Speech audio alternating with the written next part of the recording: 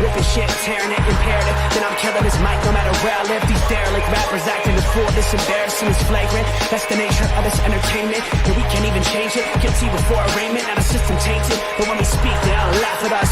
And y'all wonder why I'm lacking trust. Try to fight a giant with attorneys that can back them up. That's church versus science, both sides start acting up. I'm late on my assignment, hopping up a mile high, climbing, obviously never silent. New alignment, I'm defined, cannot describe it. Used to describe it as a young graffiti artist. Before the beard, I always got carded. Hit every bar, even though my bar's been the hardest. The scars on my face said I ain't always been the smartest, but I'll show you where my heart is. I said I'll show you where my heart is.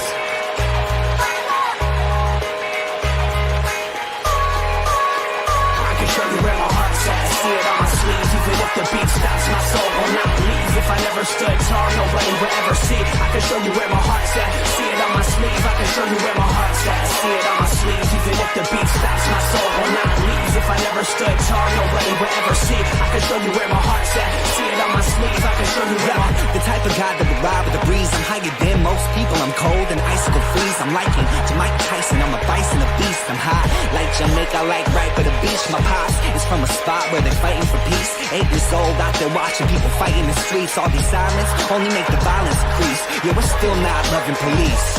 It's that bright young American, nice, dumb, arrogant. Tight on a mic, but he might need a therapist. Heart full of kerosene, head full of fairy tales. Said that you're my homie, you don't know me, but I know you very well. Roll back on some West Coast shit. This whole track is wetter than your dress code kiss. About to hit the track, running on some retro fit. It gets so lit, I guess so, bitch, now let's go.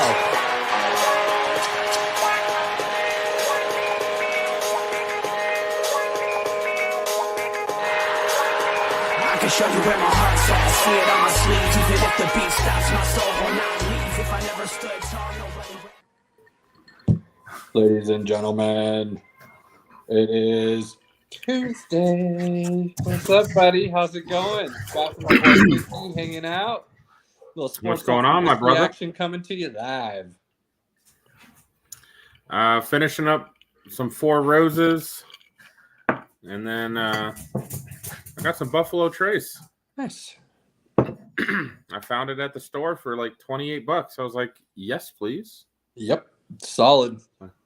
Like, you can't Very beat solid. that. That's what I'm drinking tonight, actually, is a little BT. Perfect.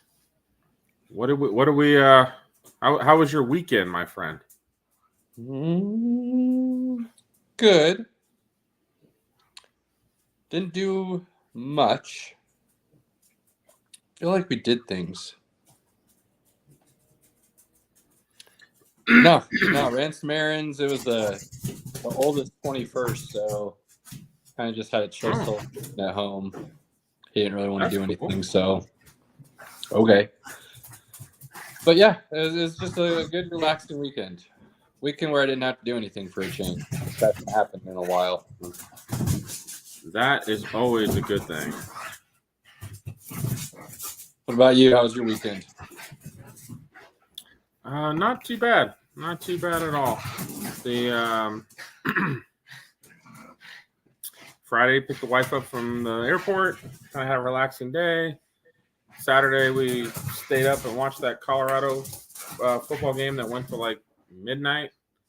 I think I'm still catching up sleep from that, man. Yeah, I heard it went to like 12:30. I passed out at some point on the couch. I don't really know when. I'm guessing halftime is my guess is when I fell asleep.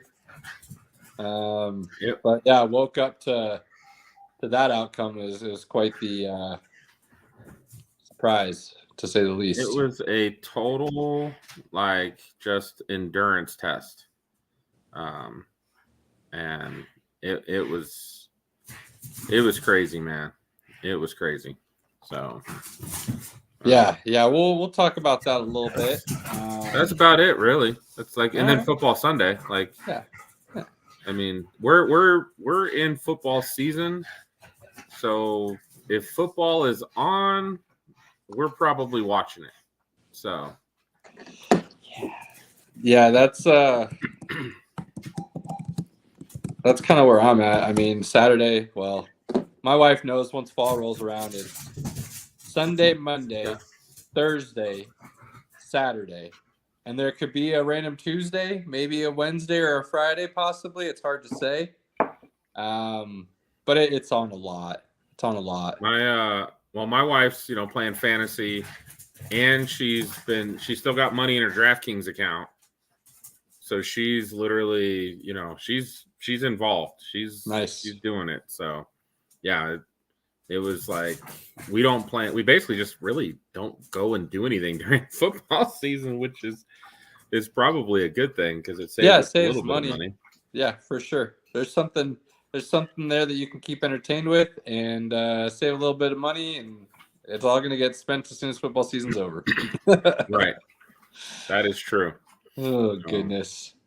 Well, if that's all you got for your weekend, and mine was nonchalantly boring, what world of sports things do you have to discuss? Obviously, we'll do NFL. So, that's what we do, but I want to touch on something. The hype of CU brought ESPN programming in Friday and Saturday.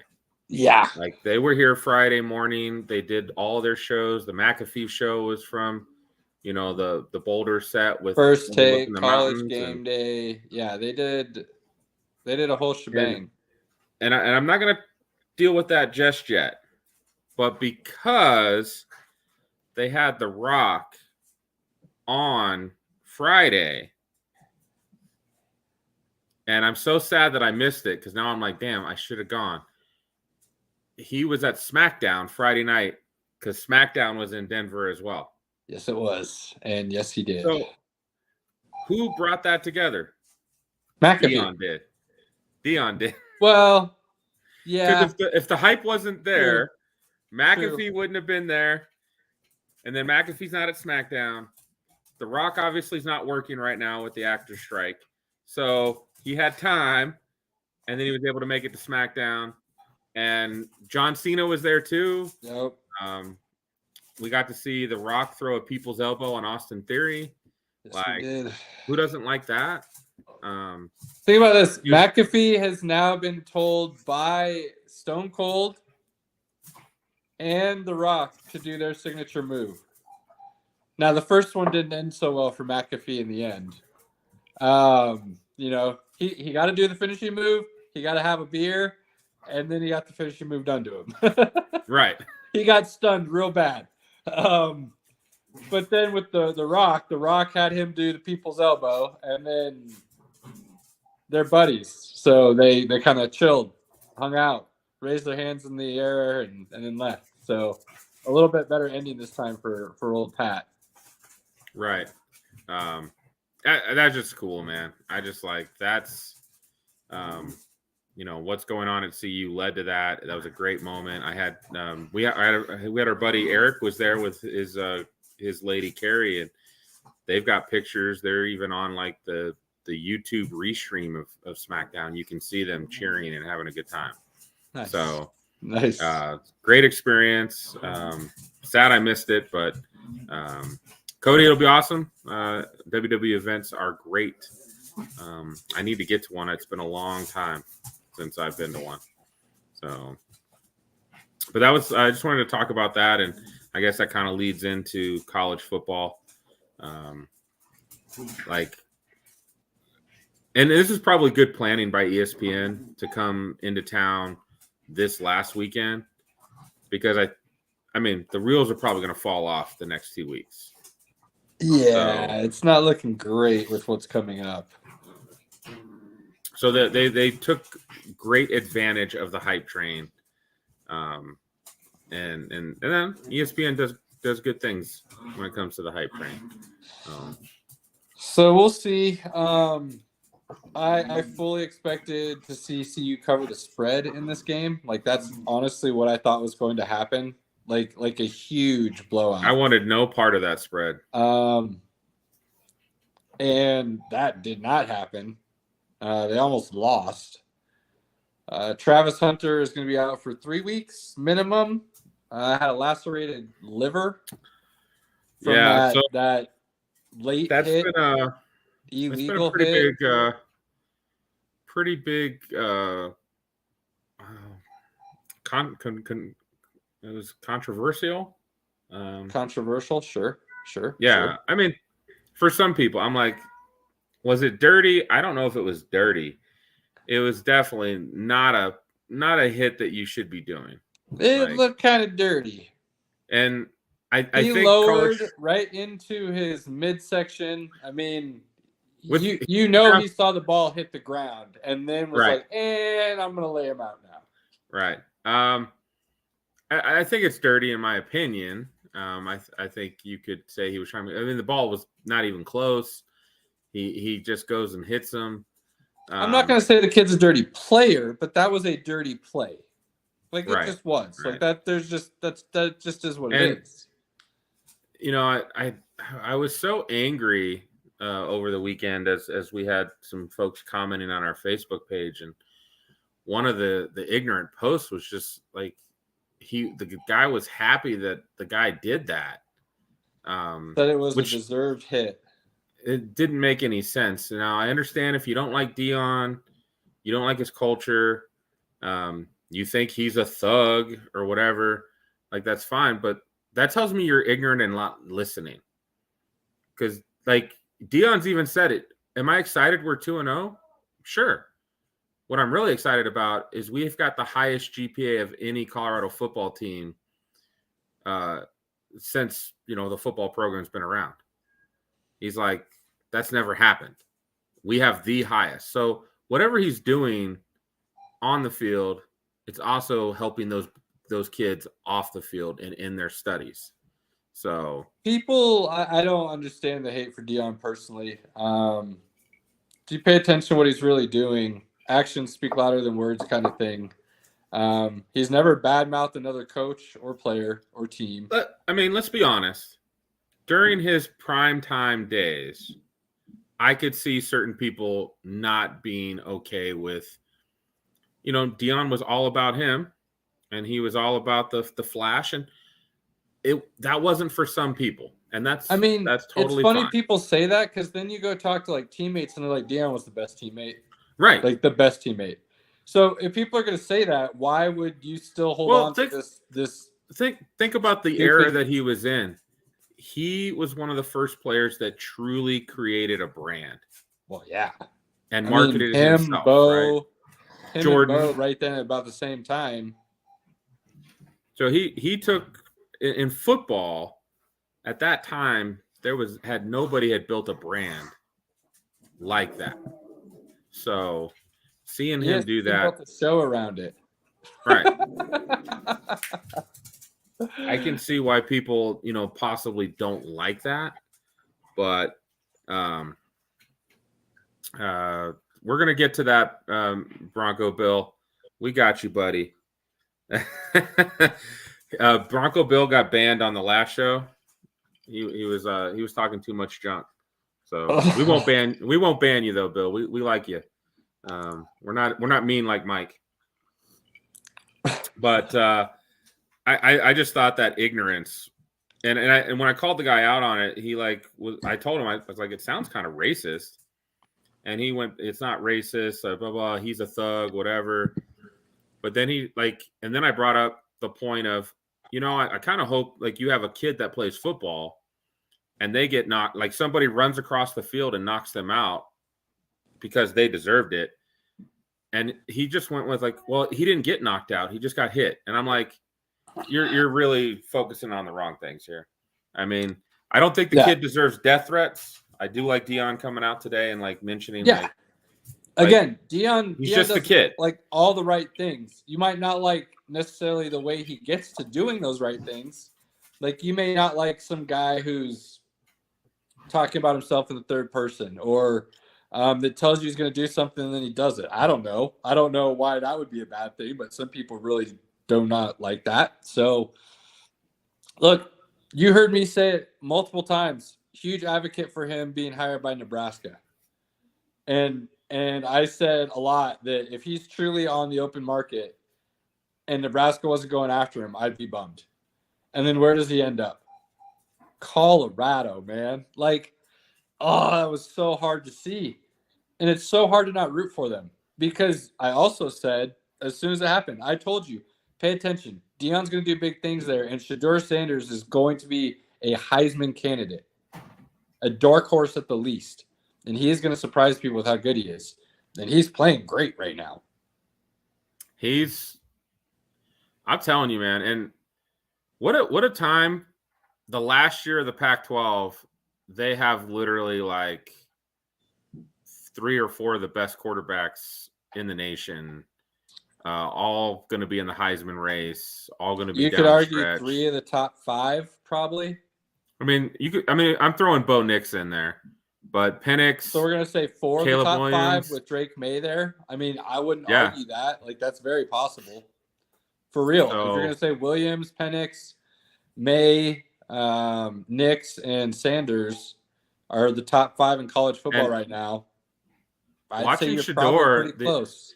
The only thing and the only criticism I have for him, and it showed up in the CSU game, there's just times where he doesn't run when he should, and there's times where he kind of runs around when he shouldn't. He should just get rid of the ball and let it go. He's trying to make big plays. I get it, but there's some things that again, Dad could get in and like really coach him up on. But they're winning, right? And he's putting up a lot of yards, putting a lot of touchdowns. So it's hard to critique that. But I think Shedeur could even take it up a notch. It's possible. It's possible. I don't know if they quite have the talent around him, though, that would allow him to take it up a notch. That's kind of the key here. And while they've looked okay against TCU, offense not too bad, defense not looking good.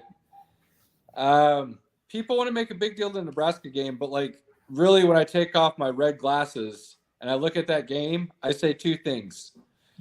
If Nebraska only turns it over, let's say 2 times instead of 6, it might be a bit of a game. 1. And 2, CU has a Heisman level quarterback. Nebraska was playing without a quarterback. That's going to make it real hard for the other team to win too. So I don't put a lot of stock into those first 2 games for CU as a whole. The third game, I was hoping we could see them come out rivalry week and just smoke CSU, make a statement. You know what I mean? Like come out, hang some points on them, make a statement, and they didn't. They almost lost. Now I get it. It's a rivalry game. A win's better than a loss for sure. Wins are wins. I have no problems with that. But it still leaves a lot of question marks instead of some answers. So you go through these first 3 weeks with CU and you're like, what are they really? Like, I don't know if we know what they really are yet.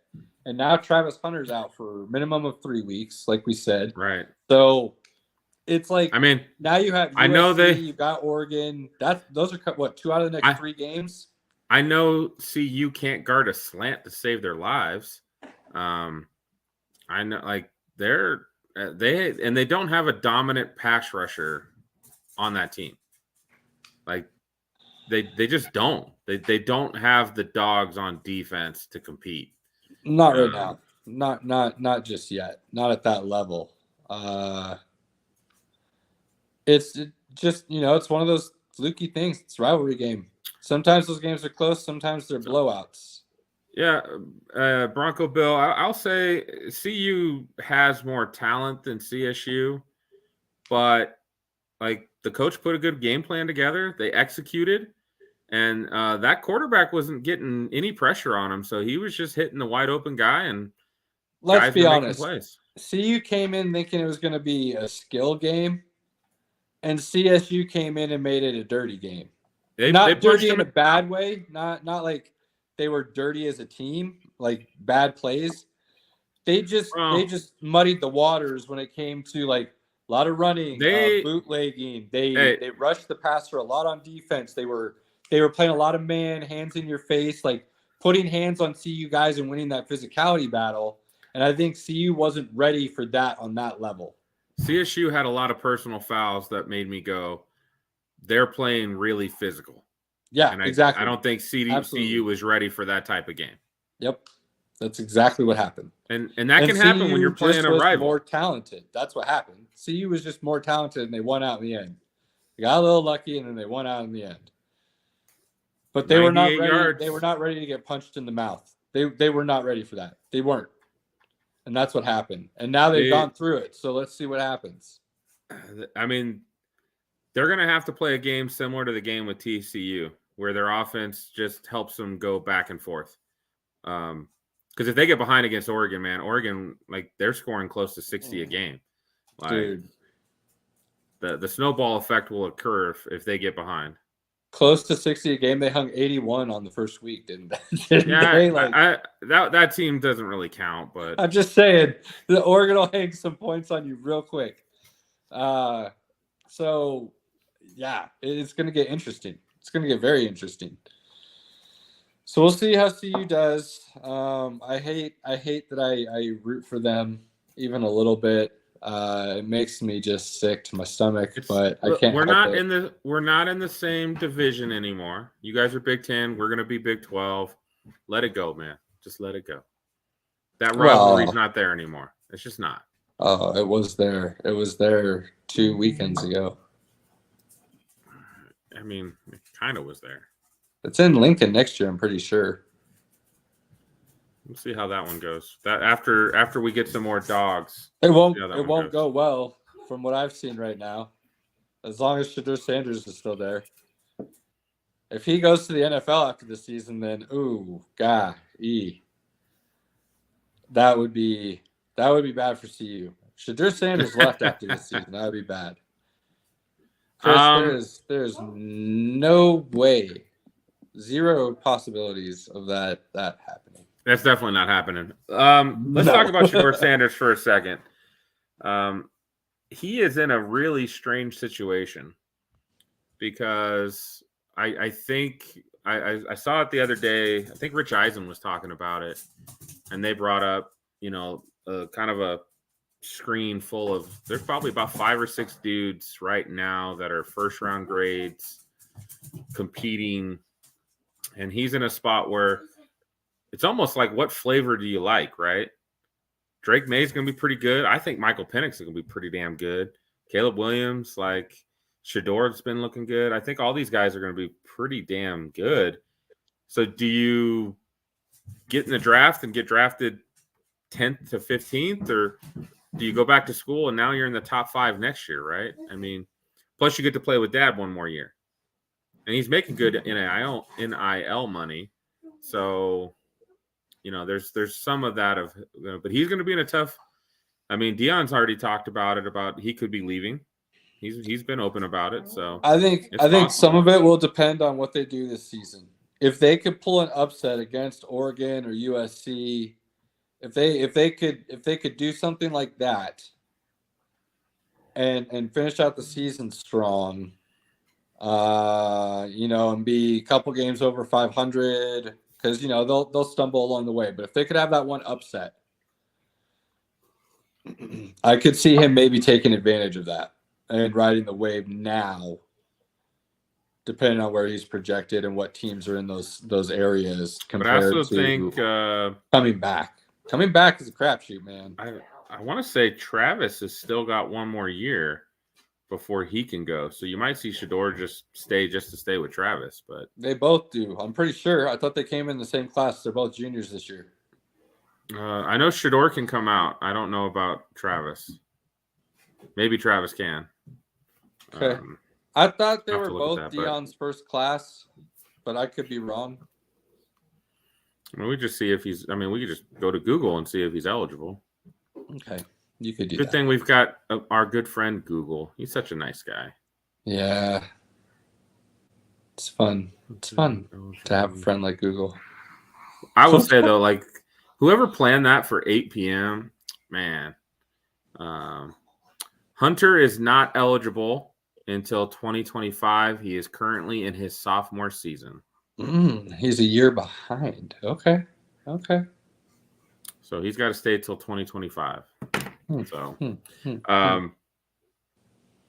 got to plan that better, man. That was way too late. Yeah, I've never understood why they play that game so late, to be honest with you. I've never. I mean, I kind of understand like Washington or USC, like out there on the West Coast, it's 7 p.m. I get that. 8 p.m. game, and then that ended up lasting till after midnight. That was rough, man.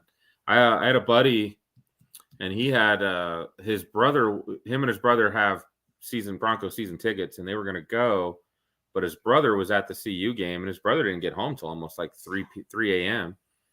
So they just decided to sell their tickets, take a loss, and get on out. So, but college football, not a lot happened over the weekend. Alabama sucks, bro. I was gonna say I won't go that far, but they're stumbling a little bit. They had some problems over the weekend. I They just don't know won. if they. May be playing without a quarterback right now as well. They've played 3 already this season. Like if you've played 3, you don't have a quarterback. It's not good. It's not good.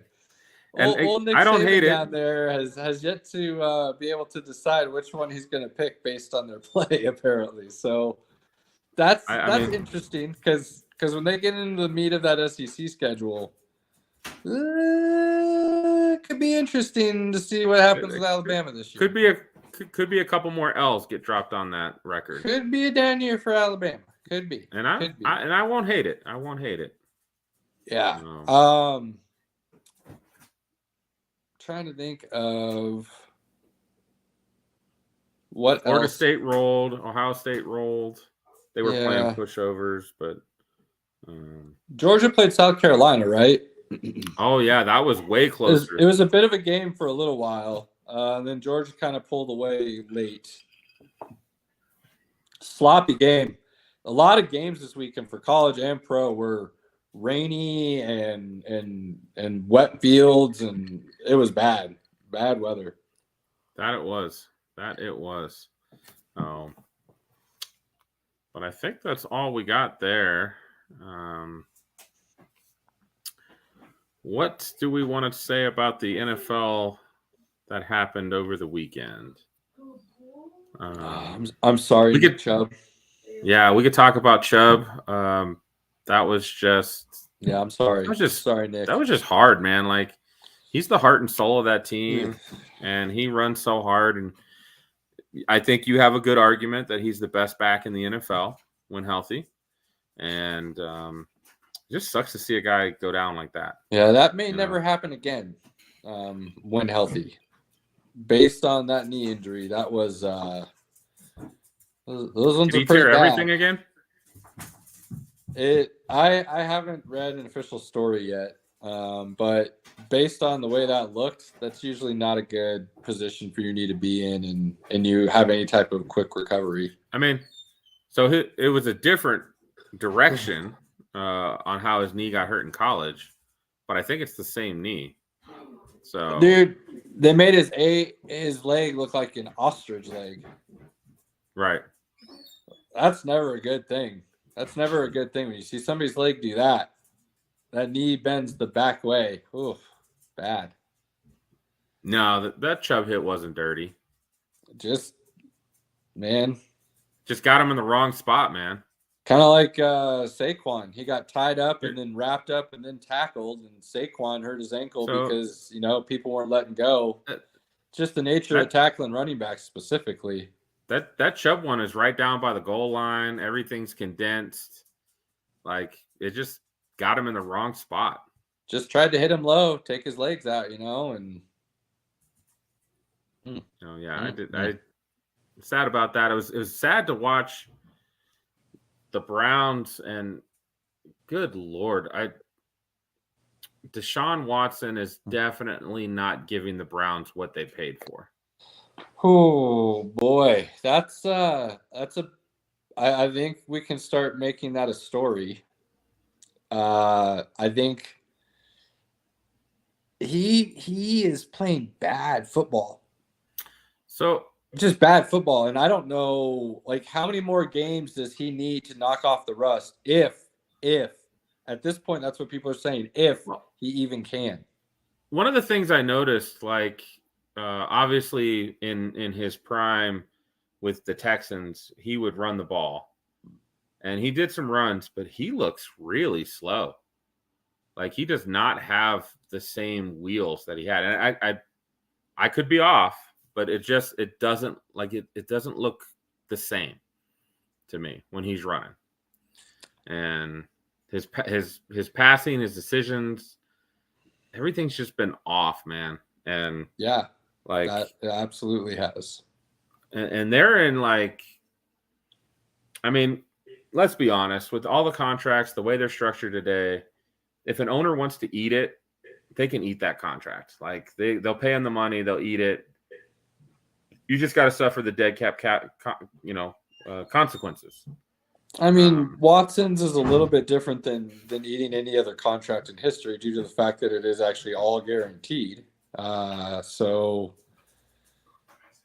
normally when you say eat it, it's like, yeah, we can eat the first 2, and then there's like an opt-out clause after year 2 or maybe year 3 or something like that.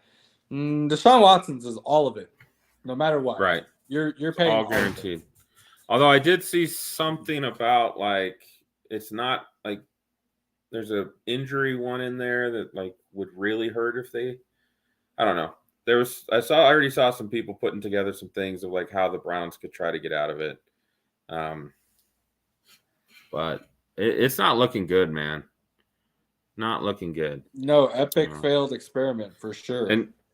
And Kenny Pickett is straight trash, bro. That dude is not good. I have no problem saying that. Little man hands is not good. That's fair. Not like he's playing well, and I'm not a Pickett supporter, so I don't care if you say it. I'm not going to try to defend the guy. I thought maybe he could do like some Eli Manning type things, Kirk Cousin type things, maybe. But like that offensive line doesn't look a whole lot better. And that offensive play calling from the offensive coordinator is unimaginative, I'll say. Yeah, I mean that play caller is really bad. I mean, he's kind of in a Justin Fields situation where the play caller is really not helping him, but he doesn't look good either. Like there's just I haven't seen anything this year. It's almost like what we saw last year was like his ceiling already. Justin Fields? Pickett, sure. Yeah, it's going to be interesting to see how the season progresses for him in that offense. You brought up Fields. He's kind of in the same boat. Like, people are talking about, like, did he regress? And I'm sitting here going, well, that offensive line doesn't look a whole lot better. He has had some opportunities that he just completely missed on. So, 2 things. Coaching could be not giving him the right instructions on where to be looking or what to be looking at. Or he is just kind of scared for his life but doesn't want to run like he did last year. So he's trying to, like, do these progressions, but he's, like, skipping through them incorrectly. So he's missing that time. You know what I mean? Like right? Happy feet kind of thing in the pocket. And I can't, because he's had a couple throws where you're like, okay, all right, he just needs to settle down. And then, like, he just never settles down. So I don't know, man. I might have to be admitting I'm wrong about Justin Fields here soon. I don't know if it'll be any fault of his own, almost like a Sam Darnold situation. Like, you just had really terrible situations that you were brought into the league with, and there was no overcoming them, period. And so we'll never know if you could have been good and because of the situation. I mean, some things that I've watched a couple videos of guys critiquing, and he's processing information slow right now, which could be running for your life. It could be like, I'm about to get rushed, so I need to get the ball out quick, or I'm holding too long. Like, he could be in his own head. Again, that could be just not a fault of his own, but see, and I could be wrong. I could be wrong. I don't know if he's processing it slow, because you don't stand in the pocket in the NFL for 3+ seconds trying to go through progressions. Very often do you get that kind of time, right? And he had a couple of those opportunities. And when I saw the videotape, and look, I didn't play quarterback. Like, I didn't even play high school football. I'm not trying to lie about it. I understand it, I feel like, but I didn't play it at that level. But what I saw was a dude who it almost looked like he was looking in the wrong spots on the field. Like he knew the play, but his timing, his cadence, his footwork, whatever, was one step off from everything that was happening with the routes. So when he looked, here for one, that guy hadn't broke yet, and there were two defenders there, so he hadn't gotten a chance to move through. He moves over to two, two's covered. He moves to three right away, but three you had to give 10 steps, but he's already moved through that. His steps, his timing were off for what those routes should have been, and that's more to me what I saw happening rather than him just not understanding it. And I could be wrong, right? Like I don't know what I'm talking about. I'm good with that. That's fine. But that's just kind of my 2 cents. And that's a lot of coaching. And it's also a guy who just doesn't look comfortable in that position this year. Like, I don't know what else to say. You know what I mean? Like, he just doesn't look comfortable with his first couple games. Like, he's not even running. Like, he's not even, like, taking off when he sees those holes and getting that 10 to 15 like he did last year. Probably the next step. Within the next few weeks, if things continue not going well, I see him probably reverting to last season of, I'm going to start making some plays on my own. Yeah, exactly. So we'll see what happens there. I don't, I said I don't have a lot of confidence in that front office, that ownership, that coaching staff to do the right things, to use the talent that they already have in the right way. Man, the year before Justin Fields got there, Darnell Mooney had like a semi-breakout season, and everybody was projecting him that following year to just like his rookie year. Yeah, his rookie year, he had a really good year. Komet, everybody was like, man, this guy can play. Like he's like, there were early on some comparisons to like almost a Gronk-esque because of his size. But like they don't run a specific for him, Mooney, who knows what happened? Like, is he still there?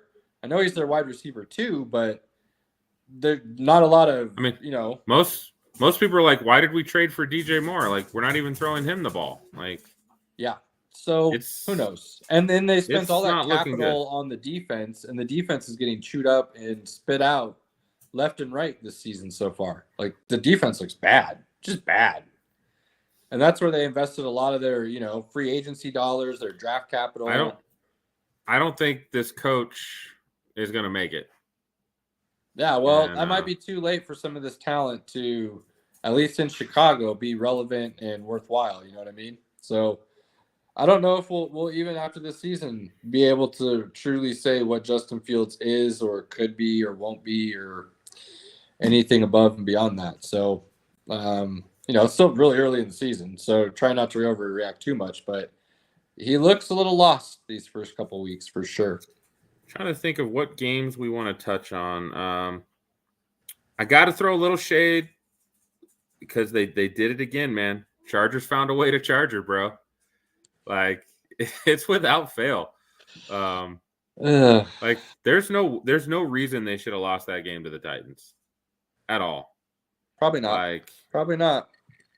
I mean, you hold Derrick Henry to 3 yards a carry, but somehow you give up 40 and you give a 70-yard pass to Treylon Burks. You give up a 49-yard pass, like multiple big plays.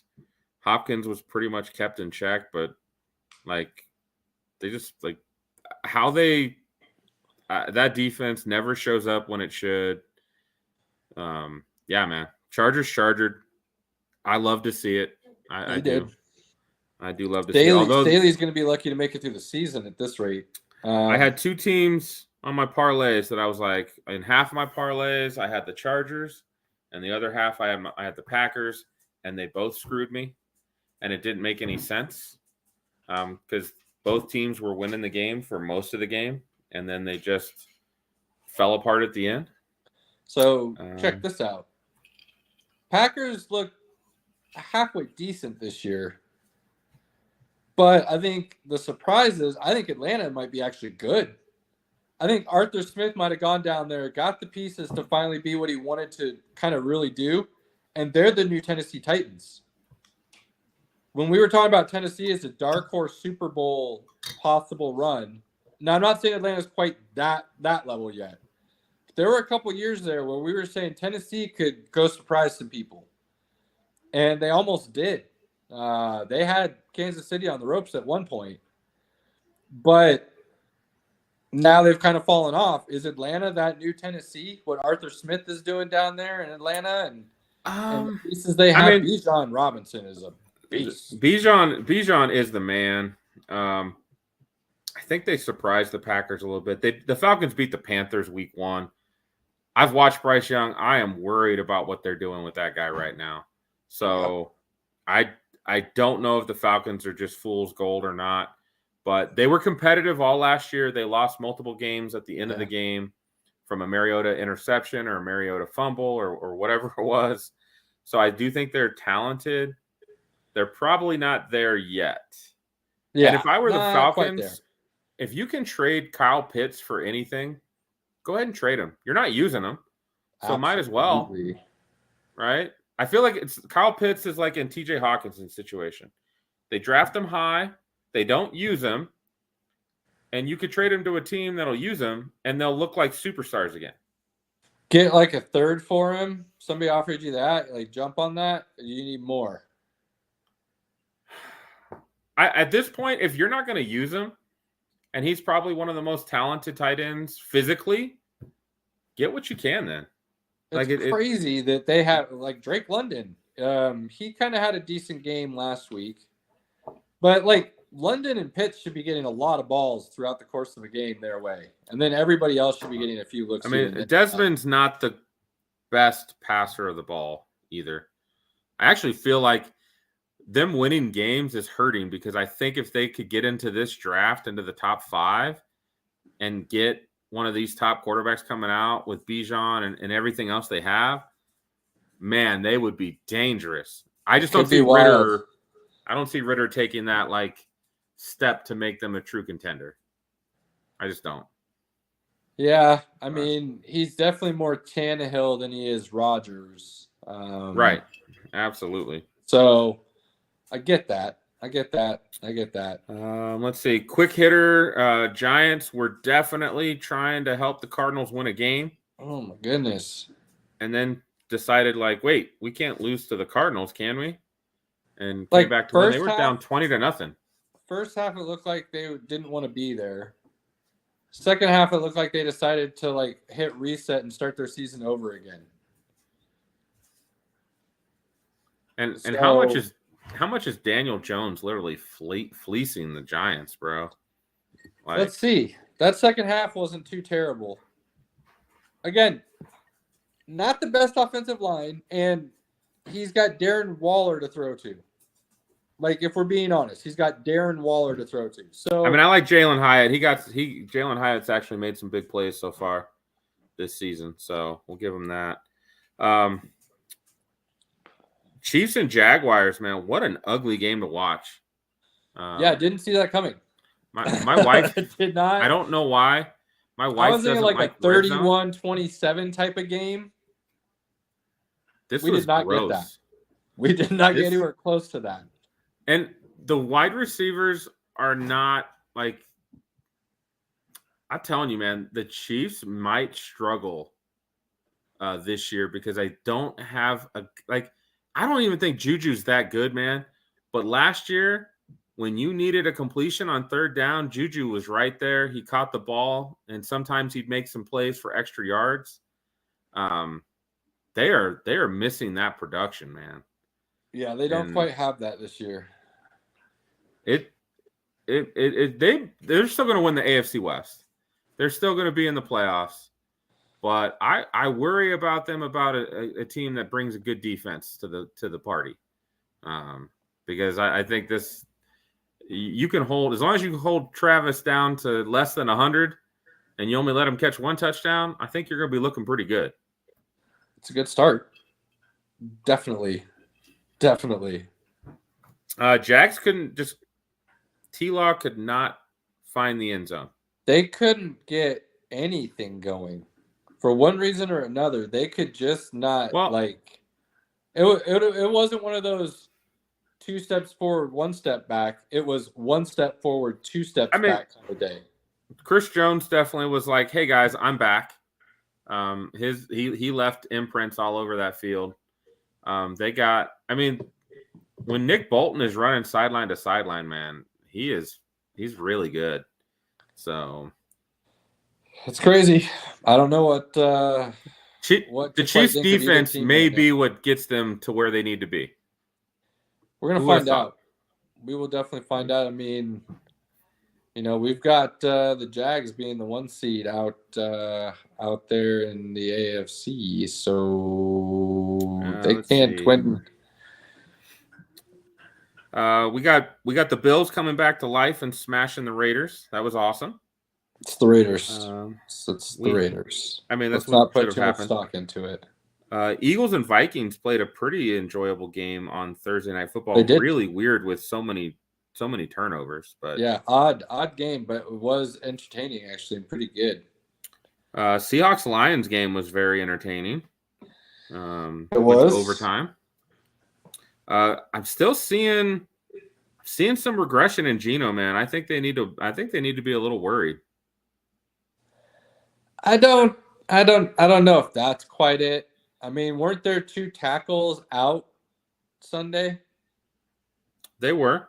So I don't know if it's quite regression. They got some injuries on that offensive line that was really stout last year and solid for them. It has not quite been that way to start the season. So let's wait. Let's give Geno a benefit of doubt. Let's just kind of wait and see what happens here. I mean, he still led them to 30 points or something like that? It was 37-31 was the final.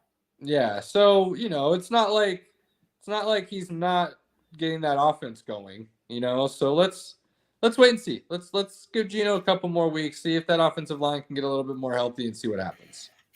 Rams gave the 49ers all they could handle. But the 49ers pulled it out, as they should. What has happened with the Rams? Why are we so confused on how they're not bad?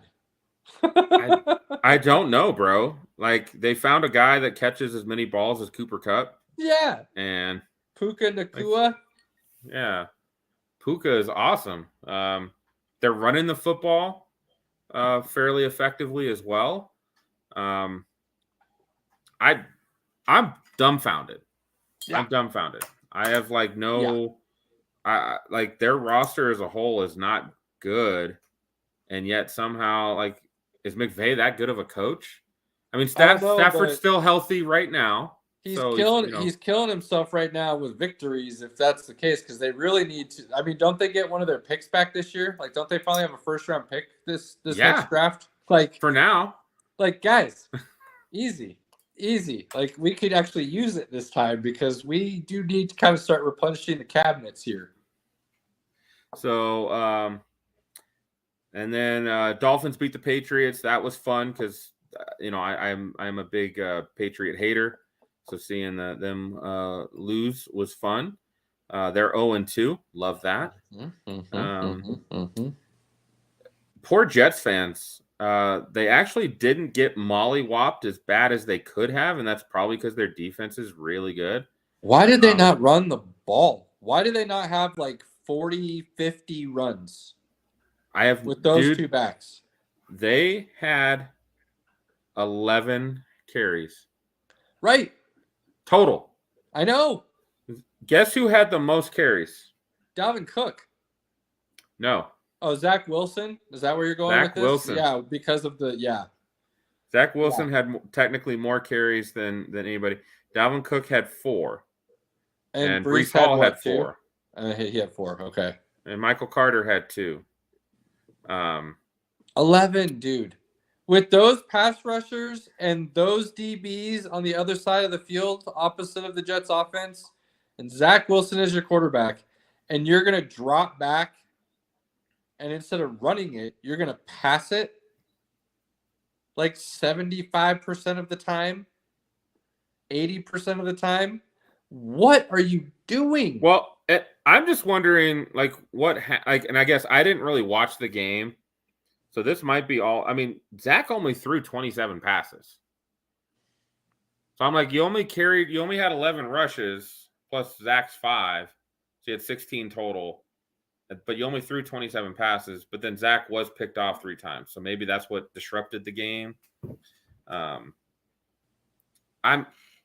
this is one of the ones where I just like felt like the Jets were gonna be okay for a little bit, but then they would fall apart because Zach's gonna be Zach, and he's not very good. It's called look, and I said this before the Broncos hired the guy. He's not the offensive coordinator. He's not the one calling the plays. Don't be giving this guy the credit. Well, guess what? He was just there to basically make sure people were like, oh, he's the offensive coordinator. He's going to help Aaron Rodgers call plays. Now Aaron Rodgers is gone. And they need him to be an actual offensive coordinator and call plays. And he's never done that except for his 1 year in Denver. So he did it. And well, he did call plays in Jacksonville, and he called plays in Buffalo. So he has done it. Yeah, that's what they've said. I'm questioning that more and more. When he was in Jacksonville, they had Leonard Fournette, and they ran the football. Yeah. Like, because they had Blake Bortles. Yeah. And what do? You run the football, you protect Blake Bortles, you let him do play action. Yeah. He'll make a couple plays here and there. But exactly. you run the ball, and that's what they did. So he's had some moments. So if he was really the one calling the plays, why is he not doing that with the 2 backs he has in the backfield right now? I'm just saying. Idea, man. I'm just saying. Makes you think. I would have ran things. Micah Parsons and DeMarcus Lawrence on the edges are very, very talented. And Micah Parsons can pretty much do everything. You can still, again, if you can come off the ball and get him, you can run at him. They didn't do any of that. They didn't even try. Yep. Like, not even a little bit. Not even a little bit. Not surprising there. What else? We got anything else? I think that was it for the weekend. Watching the Browns lose and their defense only gave up 1 touchdown was pretty disheartening. But you're just gonna skip right over the Broncos last week? You don't even want to. We could talk about it. I mean, I was so excited, and like now that I'm actually seeing the offense like do things that we haven't seen in years, but our defense is magically just falling apart. Like it's just disheartening. I warned you, buddy. I warned you that 1, Washington isn't a bad football team, and 2, something is off at Dove Valley still. And hey, let's be honest. Maybe going from Nathaniel Hackett to Sean Payton wasn't the greatest idea. Now, it's way too early to say whether or not that's true. I mean, the idea being you went from one extreme to the other. You know what I mean? There's no middle ground of what you did. But that's typically what happens, right? That's just kind of normal. I've seen a lot of good things offensively that we haven't seen in years. Okay. Hang on. If you took off your orange and blue glasses, would you say Russ is truly getting the job done, or would Pinky actually say a lot of those are, what do you call them, Pinky? Come on, what kind of stats? None of those were empty stats. They were up 21-3. What's empty about them? They took the lead. Man, I don't know. Something about it just Here's something that you will be shocked at. I don't know if you've seen the stat yet. The Broncos offense is number 1 in points per play in the entire league. I did see that. So they just don't have a lot of plays, and that's part of the issue. Well, again, even last week, they had the ball 6 times. They scored on 3. They had a missed field goal on 1. If he hit that field goal, they were 4 of 6 on their possessions. That's better than what we saw last year, bro. Look, I'm not. Hey, easy. Let's back up. I'm not saying it's not. I'm saying something still just feels off to me. Okay, that's all I'm saying. it again, Something man. The feels off defense. still.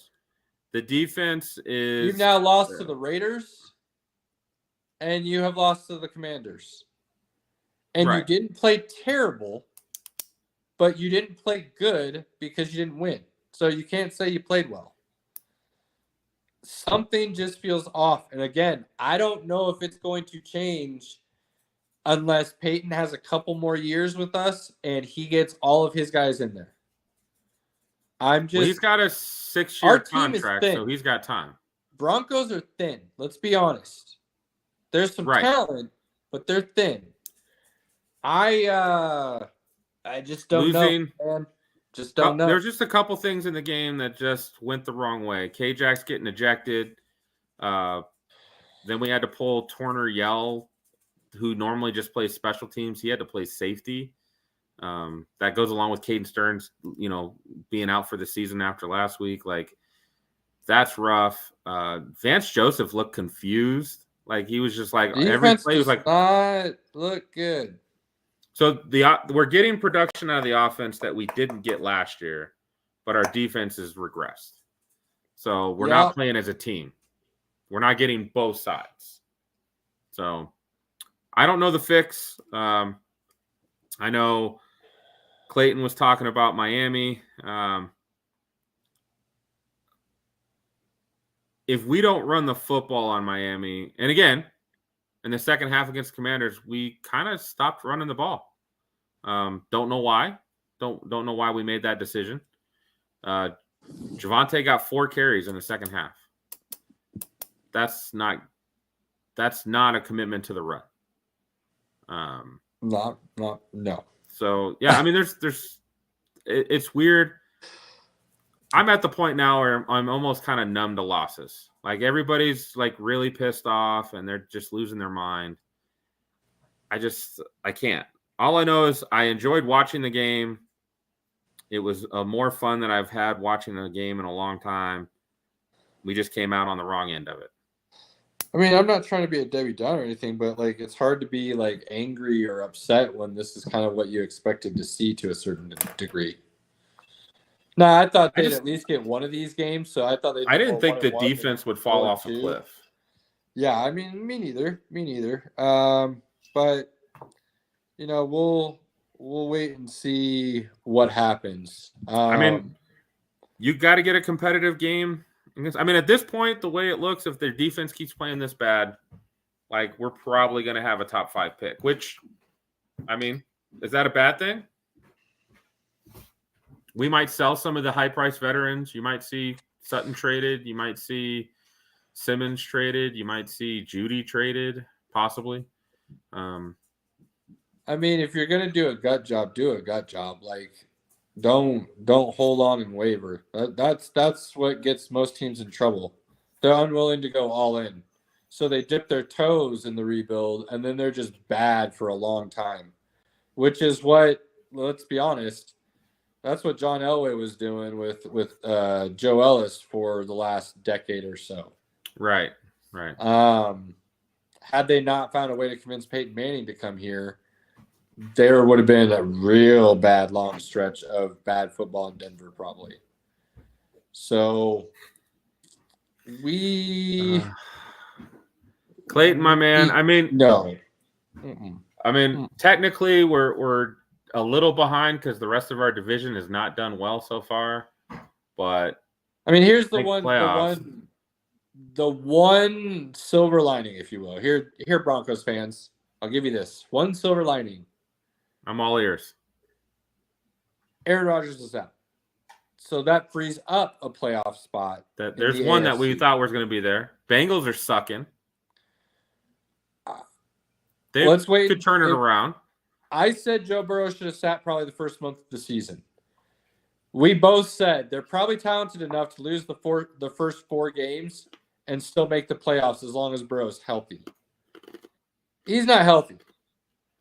And unless he sits out and truly lets his calf heal, Joe Burrow can't be Joe Cool if he can't move around.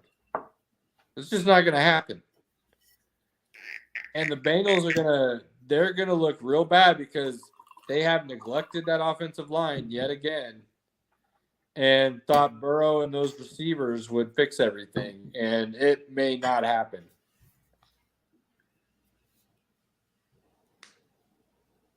So that, I mean, again, if they don't go on a run like they went last year, they might miss the playoffs. So you got the Chargers; they're 0-2, right? Well, let's be honest, Pinky. And I know you say Chargers are going to Charger, but if you had to put money on the Chargers or the Broncos to make the playoffs right now at 0-2, who would you pick? You're gonna pick the Chargers, but Right. I'm just saying, like, Broncos making the playoffs. Yes, a spot did open with the Jets and Aaron Rodgers going down, but that doesn't mean there weren't like 3 teams ahead of the Broncos already that will take that spot. You know what I mean? So here's the thing: if the Broncos were to do that, they're gonna have to win games that you don't think they're gonna win. Like they'd have to come out and beat Miami. yeah, Right now, I would say they're gonna. I think they'll beat Chicago. I think they would beat the Jets. I think that Jets game is going to be ugly. It's at home, though. I think we could win that game. If Breece Hall doesn't break off a 70-yarder last year, we probably win that game. Yeah, Our I mean, here's offense the is better problem. this year. If the Jets do realize that if they run the ball like 40, 50 times a game, they can beat most teams in the NFL, they probably beat the Broncos. But they have Nathaniel Hackett, so I'm not worried about that. That's fair. That's fair. That's fair. Cheers, my guy. Cheers. Hope. But then they've got to, they're going to have to split with the Chiefs. They're going to have to, get the last Raiders game. They probably got to beat the Chargers twice. They've got a couple games like the Texans, Green Bay. Green Bay is tougher than we thought. Well, I think tougher than you thought. I mean, we've rated them pretty high in our projection, so I guess I had to I have to fix my thinking on them, but that's not a gimme game. That's going to be honestly, game. let's just if you're looking at the rest of the schedule and you're just taking a quick peek, let's say they beat the Jets. So there's 2 wins. They're 2-3. 3 wins with the Texans. They beat the Patriots. And then I wouldn't say they beat the Patriots right now. At home, I think they do. Oh. Either way, okay, give them the Patriots and Las Raiders. You're getting 5 wins. Like, that's half of what we thought they could possibly get. And well, again, that's where they've got to get at it going. They've got to get both great, Chargers. Actually. They got to get both of the Chargers games. That put them at 7. They'd have to get one of the Chiefs. That puts them at 8. Now we're getting closer, but yeah, it's going to be a rough year. They would have to pull out this Miami game or the Buffalo. Like they'd have to win one of those to make the playoffs, Clayton. Look, Clayton, we projected them at what? 10-7. 10-7. That's what I thought. Yep, 10-7. 10-7, and they would be one of the teams on how things broke out that they could make the playoffs. And with the Jets dropping out, they're becoming that conversation. But that was also with 2 victories up front that they didn't get. Thought they'd start 2-0. Yeah, absolutely. Absolutely. So that hurts. Now, losing these 2 games is a much bigger hole than maybe some fans want to give it credence to. Right. It is. It's a huge hole. It's a big hole. They're going to have to play substantially better football on the defensive side against better offenses to get us where we need to be. And that's if the offense continues to play well, because there's been some good positives. Are we one of the top 10 offenses in the league over the season? Probably not. But are we in the top 20? I think we could say we could be. We better be. Jeez Louise. Well, we were like one of the dead last season. So I know. Getting into the 20s is actually a fairly good improvement. All right, let's go to next week. Start with the Broncos. I was going to skip it. So we could not get depressed. But no, let's just move right into it. Let's start with the Broncos. I will say this. I'm super excited. One of my good buddies is going to the Broncos-Dolphins game in Miami. His wife's law firm has a suite, and if you have a suite, you get offered trips. And they're going on this whole excursion. They get to do dinner on a yacht. Oh, And then they get to go watch the Bronco game in a suite there in Miami. I'm hoping he sees a good football game.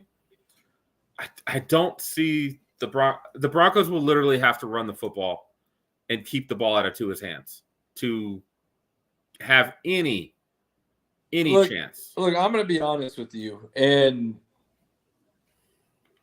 I personally think you're going to agree with this because you are a football guy first and foremost when it comes to like actually, looking at how things play out. But I don't think Surtain has played all that fabulously this year just yet. And just hear me out. Just hear me out. People are like, well, he held Devontae Adams to 66 yards. Well, yeah, it was 6 for 66. And what the Raiders did, if you really watched that game, was they really used Devontae as like a distraction. And Jacoby Myers went off. Right. Like they weren't stupid. There was nothing on the other side of the field. But that's what you do. And with that, Devontae still went 6 for 66, right? Last week. You're not going to shut out Devontae. I know. I agree. You're not. But I'm not saying Surtain has played bad. So don't take this the wrong way. I'm just saying he hasn't played lights out, shut down corner like some people are trying to proclaim.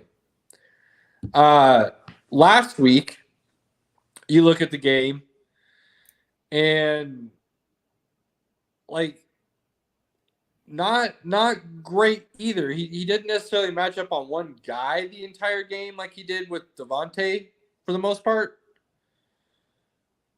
But they were still able to throw the ball consistently enough because, okay, if Surtain's going to be over here, that guy can still get a couple catches. It's not like we're going to completely ignore it. But everything else is so bad that it doesn't even matter. So one of the things you're missing, though, is there's no tale of two halves last week. Raiders game, there was no pressure at all. None. No, I get it. I'm not. Look, last week, first half pressure, second half no pressure. The corner can only cover so long. The front four, the front seven, not playing great. We don't have a lot of pieces there. I get it. I'm with you. I'm with you.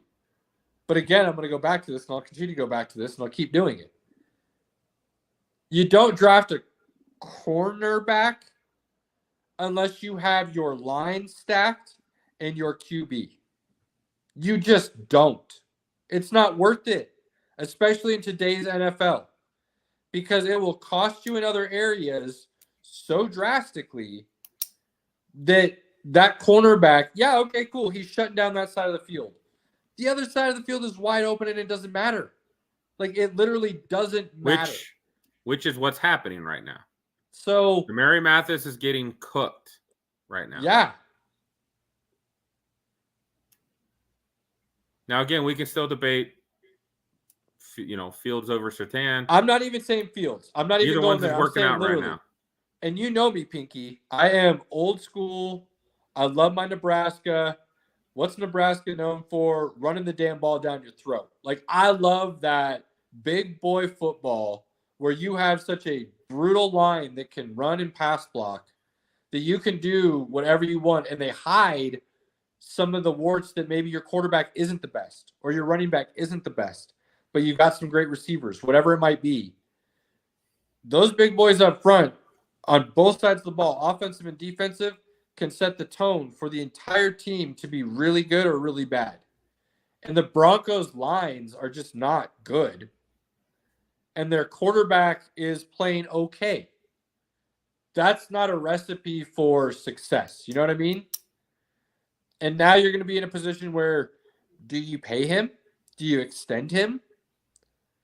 Do you take that fifth-year option? I mean, that's coming up next year. You're going to have to make decisions, right? Like, so what route do you go, especially if you miss the playoffs this year? How are you going to proceed with a lot of these guys? Like you said, Judy could be another name that gets thrown in that mix. There's going to be a lot of questions. That's all I'm saying. I'm just saying the way this team was built from the beginning was like a very much win now. And that time has already passed, it feels like. You could be right. Like I said, by the trade deadline, if things have not turned around, I would not be shocked to see the Broncos be sellers. Because again, Sean Payton go, hey, I didn't draft these guys. I need to draft the guys for my system. I need more draft picks in order to do that. So what do you think is going to happen with him next week? Man, I mean, if Jalen Waddle's out, I'm starting to feel better. I know he's in concussion protocol. Because if Jalen Waddle... Let's be honest. If Waddle's in, it's not even a question, right? Absolutely. So can go shut down Waddle, or he can shut down Hill, which I don't think he could shut down either guy, to be perfectly honest with you. I just don't think he's fast enough to keep up with them. I mean, the way they run... Well, you would need a guy to help you with that. Oh yeah, based on how fast they are. You'd have to play a guy and I don't think at all times. I don't think we have guys that are smart enough right now to play that. So yeah, if with Hill Waddle, and Waddle are both out there, it's not even a game. Miami blows out Denver. Without Waddle. Okay, so again, the only way Denver could win that game, because they're gonna get cooked, is to run the football, score points, and keep Miami off the field. That's asking a lot, though. Like, there's a lot that has to go right. That's like optimism. I get it. Dude, you know how sports work. That whole defense is going to be like, let's win one for Chubb. It's let's football. Win it for Chubb. Let's beat the shit out of him for Chubb. And they're going to come out and just, like, destroy the Broncos. I'm so nervous about this. I mean, Chubb's been one of the worst pass rushers in the last 2 seasons, so I'm not. I know, but you know how teams get up for, like, their former teammates' past team. Like, you know how that happens. I get it. I don't think that. I think it would be more about getting up for Fangio than getting up for Chubb. But Miami's defense is not totally that good. Yeah, that's totally what it would be. Let's do this for coach for sure. But I can see there's ways. God, no. The Broncos would have to play okay, let's not pretty do damn this. perfect game. Let's not. I said they'd have to play a pretty damn perfect game. Let's not do this. I can see ways too, right? Like, we can see ways. But that's just us really trying to be glass half full, talk it up like there's actually a chance. Yes, it's the NFL, and any given Sunday, we all understand that. But unless Tua goes out, like, that's not. Well, like, Tua can play, but Tua would literally have to turn the ball over like 3 times. He doesn't do that. He just doesn't do that. We don't have the dogs back there to do it anyways. You know what I mean? Like, it would be like, yes, I mean, the spread is 6.5. I could see the Dolphins winning by a lot more than that. I'm smashing the over on that. I will take the Dolphin in that 6.5 all day. See, I think I'm just going to hit the over. I think it'll go over 48 points, because I think the Dolphins will probably score 30 and the Broncos can get 20. Oh, that's asking a lot. Miami's defense isn't very good, bro. They're not great. I'll give you that. If the Chargers ran for 7 yards a clip, I think we can run for a good amount. But we have to be consistent and run the ball. We can't, like, just stop. Man, I just don't like. If Jalen Phillips stays out another week, that wouldn't hurt either. That wouldn't hurt either. No, that nope, that'd be fine. Yeah, but yes, that's probably another loss. Broncos country is going to literally lose their minds. Titans, Browns. Yo, let's be honest. Titans are going to win this game. You think so? Absolutely. Titans are going to win this game. No Chubb. Jerome Ford's nice. I was going to say Jerome Ford looked pretty solid, actually. But you can't run on the Titans, bro. The one thing that the Titans do on defense is they stop the run. Yeah, but here's the deal. That's because Justin Simmons, Derrick Henry all the time, right? If there was one other team in the NFL that you said could match the way the Titans run the ball, it would be the way Cleveland runs the ball with Chubb. I agree, but they don't have Chubb. Like, Jerome Ford is nice, fair point. He's not Chubb. Fair point. Jerome Ford is not Chubb. Okay, I'm with you. I feel you. We'll go Titans. I'm taking Titans. They are the underdog because it's in Cleveland. Okay. I'm taking Titans in the 3 points. I like that, actually. I like that. Hey, start writing this down. write this little parlay that we're about to build down because we're going Miami in points. Smash that all day. Smash the out of that. I like Tennessee in points. I like that. So let's keep those two. Let's keep those two handy. We're gonna build a little runner here before we're all said and done. Titans +3. All right. Bears and Chiefs. God, if the Chiefs don't win this, something So terrible. the line is 12.5. Oh, I don't. That's too big a line in the NFL. That's way too big a line in the NFL. So you take the Bears and the points.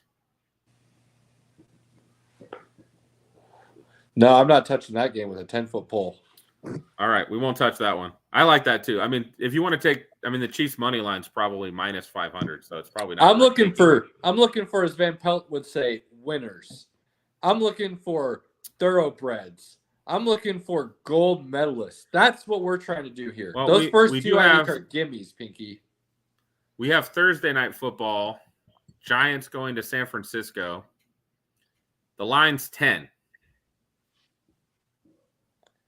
The Giants are going to San Francisco on Thursday night. No Saquon. No Saquon.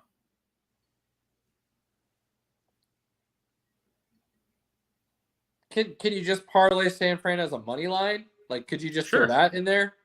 Sure. Ten's a lot, but I wouldn't mind touching that. We could do San Fran and -7. We can always move the line. No, because it's Thursday night. Thursday night just kind of concerns me a little bit. But Niners winning, I don't think is a concern. Yeah, I'm not concerned about Niners winning at all. Yeah. Bills and Commanders. Look, nothing I saw from Josh Allen last week against the Raiders made me go like, ooh, okay, he figured it out. Like, the Raiders aren't good. Like, let's not fool ourselves. They're not good. Yes, they did what they were supposed to. Yes, I think Josh Allen's still a really, really damn good quarterback. I'm not trying to say he's not. What I am trying to say is just like last time, I think he's got a little bit of a turnover tendency, and not because he's not seeing things properly or he's not able to handle the information being given to him. It's because he tries to do too much, and that's his downfall. That's his Achilles heel. He tries to overplay his hand. I don't see the Bills losing this game. And that's just because I think, again, the Commanders' secondary is not very good. Where's the game? It's in Washington. The line is 6.5 Bills. Look, that front four from Washington is pretty good. It's arguably in the top 5 defensive lines. Like, you could argue. Pretty good. And Chase Young played well last week. Now that he's back, that's what concerns me a little bit. Deron Payne, yeah, Jonathan Allen, Montez Sweat, and Chase Young. Like, that's nasty. Yeah. But if they don't get home, you can beat them. Yes. Yes. I'm not saying that Buffalo won't win. What I am saying is this. I pause with concern ever so slightly because if Buffalo comes out there just going through the motions, they'll lose the game. Like, they need to be on, and I don't know what's going on in Buffalo right now, but they're kind of sputtering right now. They're not purring, if you will, when it comes to engine noises. So I would say we probably wouldn't touch the game then. Yeah, no, don't like it. Maybe the over. The over's it's 44.5 is the over under. Oh. The Broncos and Commanders put up 60. Yeah, dude. Snap that over. I like that. Buffalo Commanders over.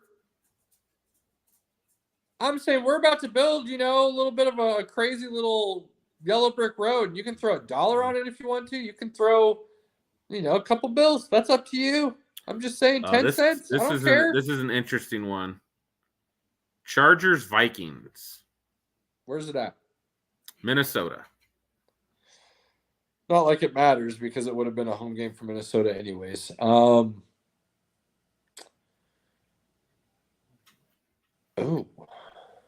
It's the line currently is Chargers by 1. First off, I'm not touching this game.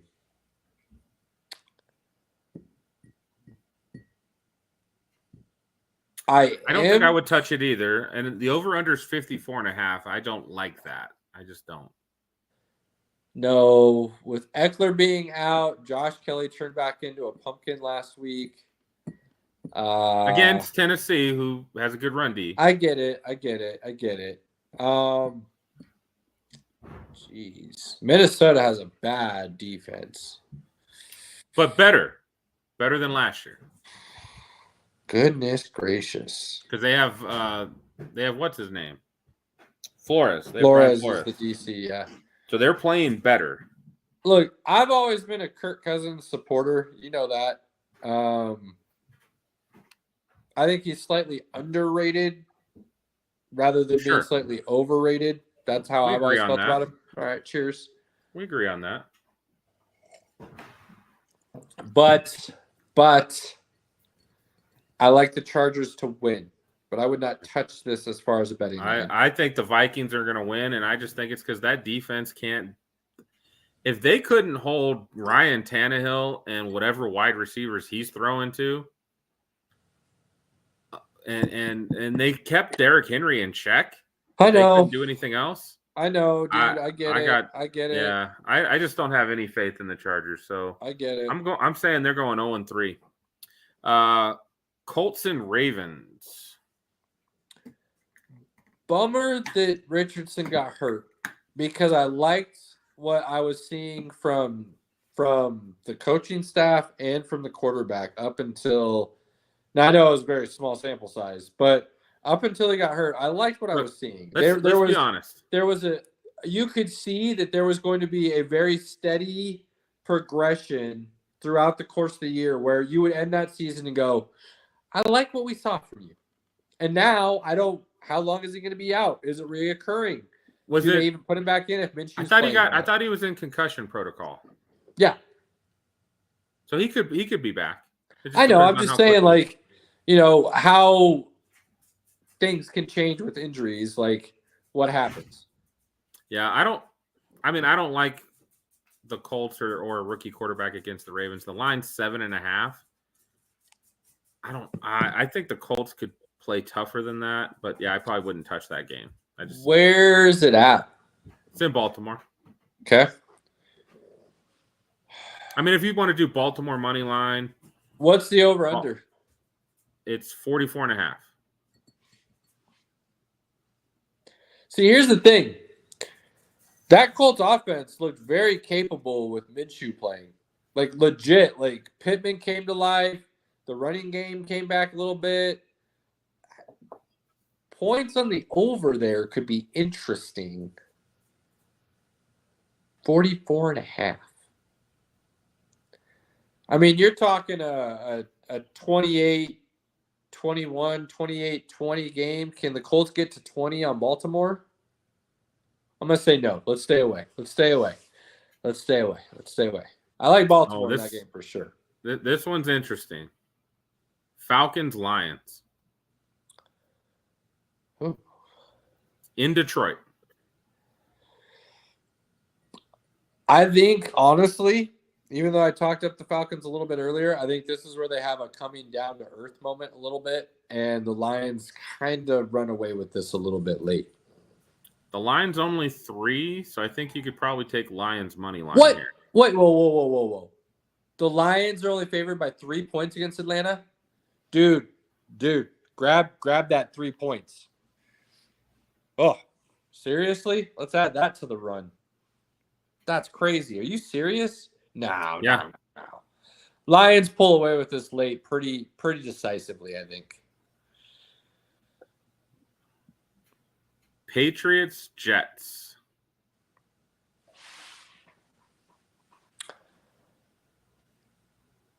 I think this game's going to be close. I hate to say it, but I think the Patriots win. Patriots are 3-point favorites. I don't want to touch this game, but I think the Patriots win. I'm nervous. The Jets defense is really good, and they can make Mac Jones look really bad. So that I just wouldn't touch that game. unless you want to do like the over-under, which right now is at 36.5. I think we could increase the under to like 42 and keep it right there, and I think you'd be all right. But I don't know. What's I would need to know where the game's at. Probably it's in New York. It's in New York, so it's at MetLife. What's the weather? I would need to know what the weather's going to be like on Sunday. And then I can make an educated decision. But that sounds like an under smash all day long, doesn't it? Well, it's 36.5. Put the under off to the side and just kind of we'll keep that in the back of our minds. The under on that one. That's interesting. But that's where I think we could move the under up a little bit and then feel very comfortable. I get what you're saying, but odds wise, if we're trying to build, a yellow brick road, if you will, that could be one that kind of gives you that extra little nudge boost that you're really looking for. Saints Packers in Green Bay. I like the Packers here. The Saints haven't shown me. No, I think the Saints defense is nasty. I think it's pretty damn good, actually. I do think it's the Packers here. Packers are 2-point favorites. I didn't do it. You bounced out and came back in. Oh, weird. Somehow. Okay. I don't know. All right. Yeah, I like the Packers, but I would stay away from this game. It's one of those ones that's too close to call. I could see it go either way. What do you think about Jordan Love over the first 2 weeks so far, Pinky? I know it's, again, small sample size. I get it. I think Matt LaFleur and him are – I think Matt LaFleur is calling a really good game plan for him, and Jordan Love's making really good reads. I've watched him both times. The Packers were underdogs to the Falcons, and I was like, no way. They should definitely beat the Falcons. And for most of the game, they were winning. So, So I think that the Love is doing some good things, and I'm sure by the end of the season, I'm pretty confident I'll probably be eating some crow. Okay, what about on that other side? We're picking the Packers, but what about the Saints? They don't look bad. Derek Carr hasn't looked bad. They've got some weapons on the offense. Thomas. Look, I said I think he's done as a number one, but as a 2-3 option, he actually looked halfway decent. So what I've seen is that O-line cannot protect Carr. It doesn't look great, does it? And when Carr is under pressure, he's not real great. He folds. And they're not running the ball all that well. They're not running effectively. And now with Jamal Williams out, they've got Tony Jones Jr. They've got one more game without Kamara. He can come back next week. Yeah. So we'll see what happens there. But, yeah, the Saints, we said they'd win that division almost by a default, if you will, because we thought Atlanta was close but not quite there. Honestly, and I know we're going to get there, but I think we might have overlooked it, and this could be actually a Atlanta-Tampa race more so than anything else. We'll talk about that in a second. Texans-Jaguars. Jags running away. They're going to bounce back from the ugly game with the Chiefs, and let's keep moving. I don't know, man. I think I might. Texans and 9.5 points. I might take that. I don't know. I'll take division game. Put it if you want to put it off to the side, fine. But I'll take the Jags and the points with that one. I like it. So you think Jags will win by 10 points? Yep, I do. I think they bounce back in a big way from last week's game. Panthers, Seahawks. Seahawks. Yeah, Seahawks. The line's it's in Seattle. The line is 6. Nah, I wouldn't touch that. Let's be honest. The Panthers D is legit, right? The Panthers D is legit. Panthers D's pretty good. But, and I'll let you elaborate a little bit here, what we're seeing from Bryce Young. So there's two things. Bryce Young does not have a number one wide receiver. And he does not have an offensive line that can let him sit back and read a defense. Even against the Saints, I saw a couple plays where I'm like, wow, that's a big boy throw, and he got it right on time, got it right to the mark. It was great. But unfortunately, when you don't have the necessary weapons or the time, a guy that's like 5'8" and 190 pounds is going to struggle. Yeah. Those windows to throw the football close real fast in the NFL. And if you miss one because you can't see it, it's a problem. And right now it looks like he's struggling to find those windows where he can see to throw the Him and football. Adam Thielen are working great together, but that's just because Adam Thielen runs great routes. But other than Adam Thielen, like, he has no chemistry with anybody else. Yeah. Yeah, I don't know what's going to happen there, but it's not looking great. It's not looking great. So, yeah, I like Seahawks. I probably like Seahawks, and I think they'd win by 7. Like, I think I would be okay with that. To me, I'm not touching that because I really do like Carolina's D. I thought the Saints were going to hang more on that team because of the offensive struggles, and they just couldn't move the ball as well as I thought they would have. So I'll if you want to put it off to the side and then we can discuss later for yourself, that's fine. I get it. But to me, if the Seahawks tackles come back this week, then we might talk a slightly different story. Then I might sway your side, but we'll see. We'll see. this one, Cowboys and Cardinals, What's the line? 12. Dude, I mean, Cowboys in the line. I mean, Cowboys in the point sounds like it's a no-brainer, honestly. I mean, if the Cowboys don't win this by 20, I would probably be shocked. Yeah, absolutely. Like, it's got to be that, right? I don't see Josh Dobbs moving the ball That's a. at all on this defense. Let's go ahead and mark that one up on the old Golden Brick Road, shall we? Steelers and Raiders. Steelers by a point. What's the line on this? It's 2.5. Raiders. Ooh. It's in Vegas. I was going to say, so it's at home for Raiders. Well, I'm staying away from it, first of all,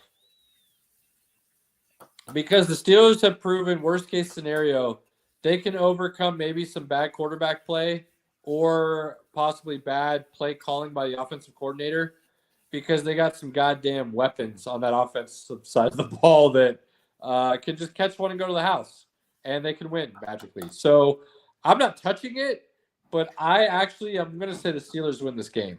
That's just what I'm going to go with. Plus, I think TJ Watt and those boys are just nasty. And this is crazy. We have double Monday Night Football games again. I don't like that. It's weird. Wait, back up for a second. Is the Jags game over in London? No, we're not there yet. When does that That's start? not till like week 5. I don't have my sheets in front of me right now. When does this start? October 1st. So week 5. Yeah, October 1st. Okay. Eagles, Buccaneers. I mean, the Eagles should run away with this, but the Bucs have looked competent, surprisingly. I think this is the weekend that shows that they're not. And I think Baker gets run through. What's the line? 5. Eagles by 5. I'll take the Eagles in points. I'll take the Eagles in points all day. What do you think about that? The Eagles should run away with this game. They really should. It might Even though happen it's in late. Tampa. It might be a close game for the first half, first 2.5 quarters. But I mean, the I Bears- have faith the Eagles will run away. The with Bears this. stuck with the Bucs for most of the game. Exactly. Like it wasn't a runaway. Look, the Bucs have been competent. They look a little bit better than I thought they would. But Jalen Hurts, he knocked some rust off last week. Swift, I think they're going to start running just a little bit more. He's Right. going to get a little bit more touches going forward. He's gonna get some more work for sure. Devontae Smith and A.J. Brown, are you kidding me? Dallas Goedert, like, come on. That offensive line, Lane Johnson and Kelsey and the boys, like, yeah. Let's take the Eagles and the points on that one. Rams and Bengals. Kind of actually want to say the Rams. Seriously, like the Bengals, I don't think have looked good. And even if Joe Burrow does play, I think that calf is an issue, man. and he's not himself. And I actually like the Rams in this game. So get on the Rams early because the line's one. It's Bengals by 1.5. Okay. Yeah, so Vegas is kind of thinking the same thing. They're like, it's in Cincy, so we'll let them win, but we don't feel great about it. Right? It's in Cincy. Yeah, it's in Cincinnati. That's the only reason they have the 1.5. I mean, let's be honest right now. Even Is Vegas Burrow is questionable? Yeah, I know. That's what I'm saying. Is he questionable? I don't think he's questionable, but I think Vegas kind of look at it like even if he plays, he's not himself, and he could go out at any moment, and then they're screwed. So, and the Rams have looked good. Let's be honest, they've looked good. So until that proves otherwise, I actually like the Rams in an upset, a major upset. That's nasty. Oh my God.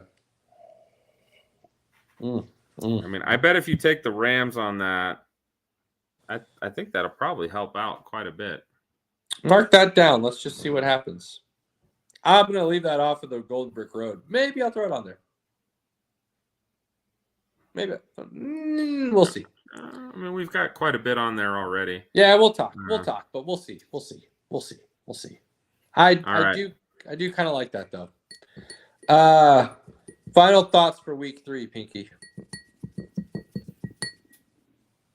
I'm pretty excited about the Eagles and Bucks game. Both teams are 2-0, so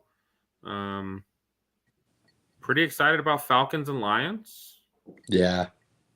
I'm super curious about Chargers and Vikings. Yeah, that one's probably the most interesting game of the week, I think. Because whoever loses that game is 0-3. Yeah, big time. Big time. And then that starts putting you in a pretty big hole. That's a huge hole. That is a huge hole. So we'll see what happens there. I am excited to see